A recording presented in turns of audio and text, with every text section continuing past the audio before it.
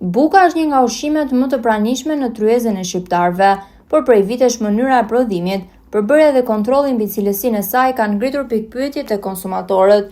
Shqetësimet për përdorimin e ngjyruesve i shtohet edhe përdorimi i majas në procesin e prodhimit. Në disa raste konsumatorët kanë ndyshime për përdorim të tepruar të majas, që mund të ndikojë në mënyrën se si fryhet dhe zmadhohet buka. Megjithatë, vetëm pamja apo volumi i bukës nuk mjafton për të përcaktuar sasinë e majas të përdorur dhe kjo mund të verifikohet me analiza të procesit e të produktit. Një tjetër shqetësim është kontrolli i sigurisë ushqimore.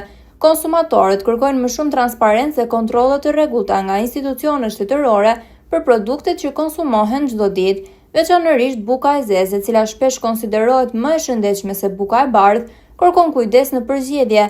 Ngjyra e errët nuk është gjithmonë garanci se kemi të bëjmë me bukë integrale. Një ekspert i industrisë ushqimore ka treguar edhe një mënyrë të thjeshtë për të kontrolluar nëse buka mund të ketë ngjyrues. Mjafton të marrim një copë bukë dhe ta vendosim në ujë për rreth 10 minuta.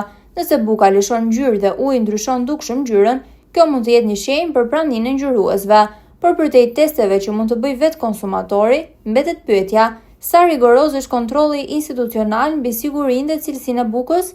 Kontrolli shtetëror, analizat laboratorike dhe transparenca duhet të jenë garancia për konsumatorin, në mënyrë që ai të mos detyrohet të zbulojë vetë se çfarë përmban ushqimi që vendos çdo ditë në tryezë. Në fund, këshilla është e thjeshtë: mos u bazoni vetëm tek ngjyra apo madhësia e bukës, dhe përbërësit dhe transparencat për sigurinë e ushqimit.